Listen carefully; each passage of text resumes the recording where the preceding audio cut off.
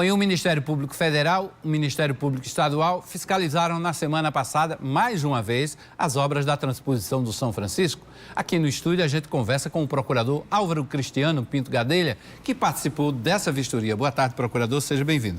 Boa tarde, Hermes. À disposição de vocês, é mais uma oportunidade que nós temos de mostrar o trabalho que está sendo feito pelo Ministério Público Federal e Ministério Público Estadual e, sobretudo, para dar ênfase àquela obra que nós reputamos como uma das melhores para o nosso estado e a nossa região, que é a transposição do Rio São Francisco. Qual foi o objetivo dessa vistoria específica? Veja bem, Hermes, em abril próximo passado, nós autorizamos a paralisação do bombeamento. Para quê? O objetivo era fazer com que os açudes de Poções e Camalaú passassem por um processo de segurança hídrica e, consequentemente, posteriormente, nós retomaríamos. Essa autorização foi dada, o projeto está sendo executado.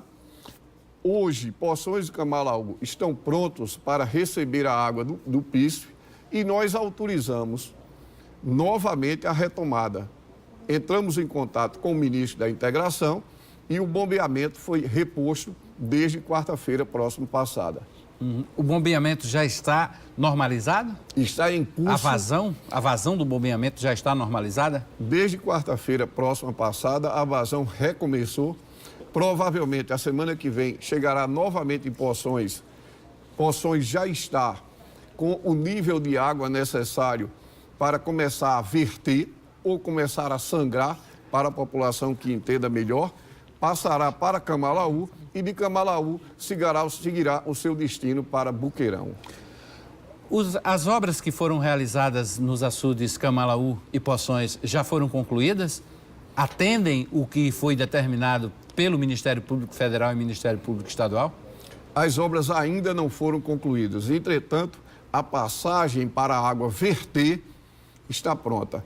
Tanto está pronta a de Poções como a de Camalaú. Isso significa, em tese, o quê? Significa que se hoje nós tivermos água, e nós teremos água dentro em breve, nós teremos a população abastecida até Boqueirão. Lá em Boqueirão, lá em Monteiro, aliás, tinha um problema com esgoto. O Ministério Público também está fiscalizando? Hermes, a população de Monteiro se tranquilize quanto ao seguinte. Nós temos a barragem São José, que abastece Monteiro, que hoje está com mais de 80%. Então, o problema de Monteiro não é o problema de abastecimento d'água. Hoje nós temos água em Monteiro. Aí você me diz, e a população está sendo abastecida? Nós temos um problema muito sério, que é, além do esgoto, a falta de estrutura hídrica dentro da cidade. O Ministério Público está debelando a questão do esgoto e, ao mesmo tempo, fazendo com que essa falta de estrutura para que a população receba água também seja sanada. Em Boqueirão, qual é a situação hoje do açude? Boqueirão tem em torno de 100 milhões de metros cúbicos. Isso significa, em linhas gerais, 25% aproximadamente de sua capacidade. Eu diria que Boqueirão hoje está tranquilo, mas quero alertar a população que o mais importante é não gastar, não ter o excesso, porque no Nordeste, historicamente, nós temos dificuldade com relação à água. Além disso, essa água do PIS, essa água que está chegando, é uma água cara, não é uma água barata, não é uma água da chuva. Então, alertamos a população para que, se hoje nós estamos bem, o importante é que continuemos bem. O Ministério Público fez um contato também com o Ministério da Integração, né, para saber da situação sobre o canal, esse canal do Eixo Leste que chega a Paraíba. Qual foi o relato que o Ministério Público ouviu? Quando nós estivemos na terça-feira próxima passada visitando as obras, nós constatamos que o bombeamento estava parado. Isso nos trouxe uma dificuldade e uma surpresa muito grande, porque não pode parar. Fizemos ingerência e conversamos pessoalmente com o ministro da Integração, Antônio de Pádua, e ele nos assegurou que no dia seguinte o bombeamento recomeçaria. E a promessa foi cumprida. Realmente recomeçou, para a nossa tranquilidade. Isso não quer dizer que fechemos os olhos. Pelo contrário, temos que diariamente, dioturnamente, observarmos se o bombeamento continua até que a água venha chegar em Boqueirão. Ministério Público Federal e Ministério Público Estadual também estão de olho nas obras do Eixo Norte? Eu acho que o nosso propósito maior, não que desprezemos quaisquer deles, é a obra do Eixo Norte. A procuradora Janaína, representando o Ministério Público Federal, e nós representamos o Comitê de Gestão das Águas do Ministério Público Estadual. Há algum tempo nós já estamos fiscalizando. Estamos com 98% concluído no Eixo Norte, mas nós queremos os 100%. Temos um certo receio por conta dessa transição de governo, mas estamos observando, pelo menos até hoje, que existe uma boa intenção em finalizar as obras. Ok. A gente volta a conversar daqui a pouquinho.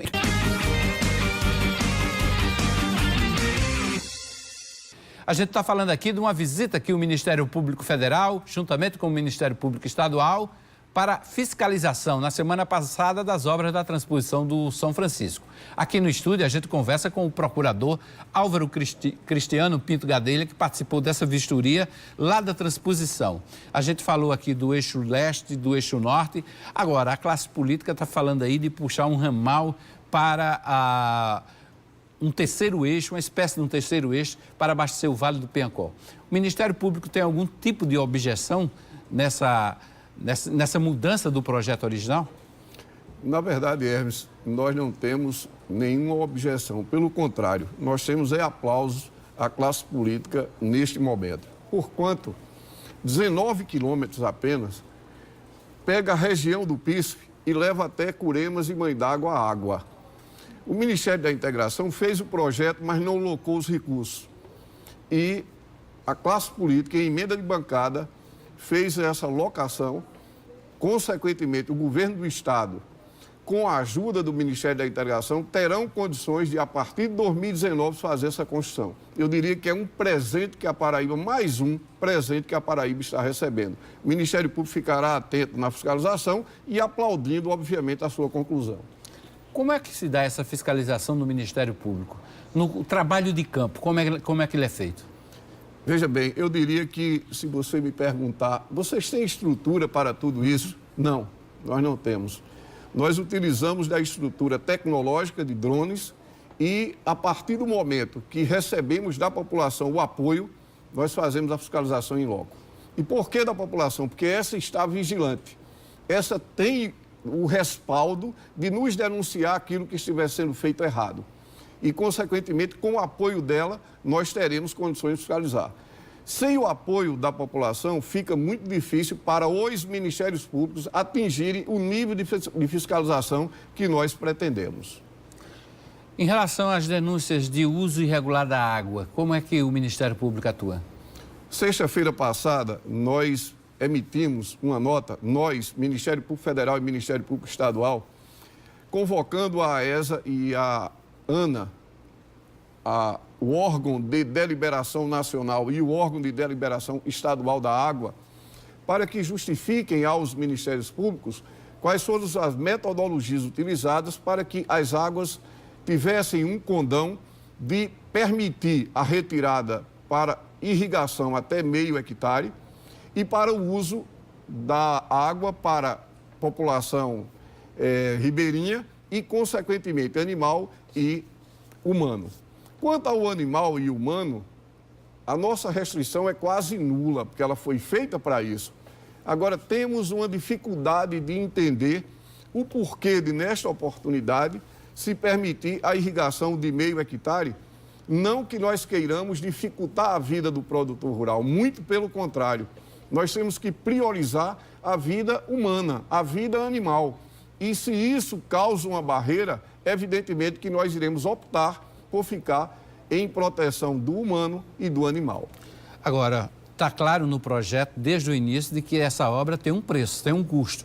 E esse custo será repassado para estados e para os usuários, usuários privados e públicos, inclusive. O Ministério Público vai fiscalizar também essa situação? Em primeiro lugar, Hermes, eu queria lhe adiantar o seguinte, é uma água muito cara. Muito cara. Se você disser mais cara, quanto? Não posso delimitar, mas diria que em torno de 10 vezes mais do que a água que nós consumimos. Da Cagepa, da que é a Cagepa. concessionária da água. Exatamente. Então, para se ter uma projeção do tamanho, da dimensão do valor dessa água. Se a gente diz naturalmente que pode-se utilizar essa água com liberdade, que é uma água que veio para inundar o Nordeste, não é verdade. Ela veio para socorrer. Eu repito o que já disse algumas vezes, é a obra do século, eu não tenho dúvida. É um espetáculo que foi trazido para o Nordeste. Agora, tem que ser usado de uma forma racional, sob pena de o projeto naufragar. Ok, doutor Gadelha, obrigado pela presença aqui no estúdio e pela entrevista. Nós que agradecemos, Hermes, e estamos sempre à disposição. Obrigado mais uma vez.